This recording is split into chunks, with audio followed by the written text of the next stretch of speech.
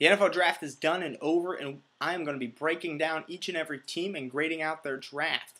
So check back every day, because one team I will do every single day, and I'll have it up here on YouTube for you to watch. We'll go over every prospect that they drafted, as well as some key undrafted free agents that they may bring in.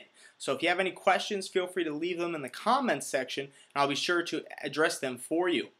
Also, just be aware on my draft grades, no one fails the draft, especially right after it. Even no one in this draft is going to get a D or an F from me, because everyone had a talent. Everyone did something. So if you think the grades are a little bit high, that's just me not going to too much extremes. And maybe in 3 or 4 years, when we look back on this draft, then we can see who really succeeded and who really failed. So sit back, relax, enjoy me as I break down every single team this year.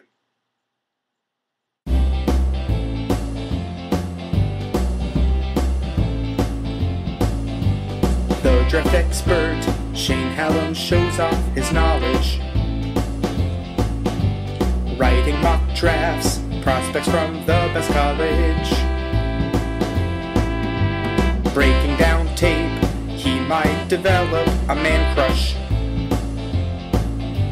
Tearing up guys, taking questions in a rush. Comparisons, learning lessons, Shane saves the day, oy vey. Hulk or Banner, doesn't matter. Listen, cause here's who can play. Alright everyone, we're going to keep it in the NFC North with the Green Bay Packers today. The Green Bay Packers were a team picking in that late first round, a team that had made the playoffs and probably just needed a little bit of tweaking of the roster to be a Super Bowl contender. Let's see if they got it. In the first, they got Brian Bulaga, offensive tackle from Iowa. Some people thought he could be a top 10 pick. Very good pass protector. Had some off games due to a thyroid issue that should be cleared up. But when he was healthy and played against top competition like Derek Morgan out of Georgia Tech, he dominated him.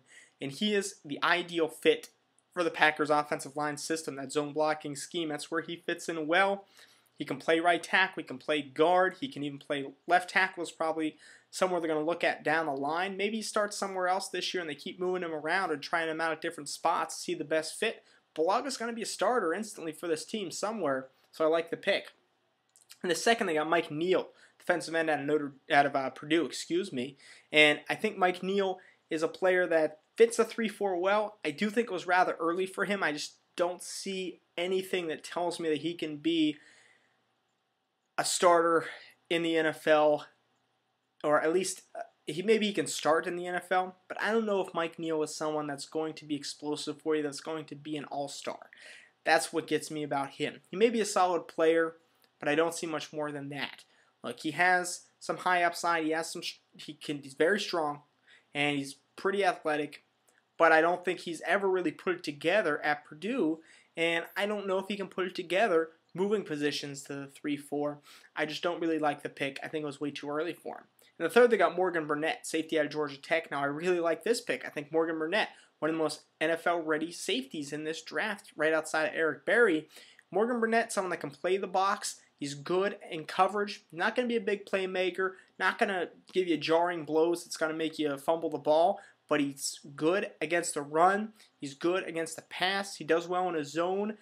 He struggles a little bit with man coverage, but probably not going to ask him to do that in the Packers system. So I love this pick. I think he could start from day one. Don't be surprised if you see Morgan Burnett there in the secondary for the Packers. In the fifth, they got Andrew Quarles, tight end, a pure blocking tight end out of Penn State. I think Andrew Quarles is going to be a player that's just going to be your second fiddle to Jermichael Finley, add to the pass blocking. Aaron Rodgers got beat up and bruised early in the season last year. They don't want that to happen again, so they got Bulaga, they got Quarles, they got these guys to protect him, and that's what this is going to be. In the fifth, they got Marshall Newhouse, offensive lineman out of TCU, player that can play tackle or guard, big kid, but once again, another guy that's very athletic and fits that zone blocking scheme. That's what they do well in Green Bay. They get players that fit their scheme. You know, they get the Jermichael Finleys and the Greg Jennings, and they get these offensive linemen like Bulaga and Newhouse that just fit the scheme so well. That's really what you need. Sometimes that's what it's about in the NFL, is getting the players that fit the scheme more than getting the best players, and that's what happens. That's why a second-round pick like Mike Neal that I don't like, seeing him on tape, I don't see him being an NFL starter, maybe it works in the Packers system. We'll see. In the 6th, they got James Starks, running back out of Buffalo. Really like that pick as well. Starks probably could have been a 4th-round pick had he not been injured this past season. He has some moves. He's pretty shifty and elusive. His vision is pretty good. He needs some work on breaking tackles. He goes down a little bit too easy. Doesn't pick up those extra couple yards. But you need someone behind Ryan Grant, and I really don't think they have anyone there right now that you can feel comfortable with. James Starks is a guy you can feel comfortable with, and if Ryan Grant goes down, he could be successful. Then in the 7th, they got C.J. Wilson, a defensive end. I just don't know where he's going to fit into that 3-4. Maybe you move him as kind of a pass-rushing outside linebacker. Add some depth there, because I know they need to add some depth across from Clay Matthews and get someone there. So I like C.J. Wilson, just don't love the fit there. Overall, I give the Packers a B. I think it was a solid draft. I think it's going to help them. I don't think it's great. I think Bulaga is a solid pick.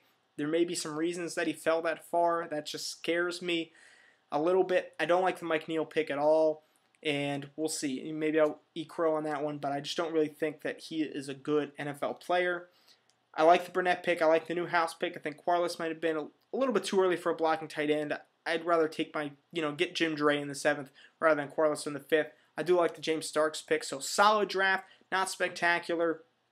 In terms of undrafted free agents, a couple guys that caught my eye. Noah Shepard, quarterback out of South Dakota, another small school quarterback. Shepard has an unusually powerful arm. It's kind of sneaky powerful. He gets the ball down the field. I want to see if he can make this team. And then Quinn Porter, running back out of Stillman, is another small school player that is just a very, very solid, a hard worker, a solid guy. We'll see if he can make this team as a running back, maybe on the practice squad. So overall, B for the Packers. Stay tuned next week. Keep it going with the NFC North with the Minnesota Vikings.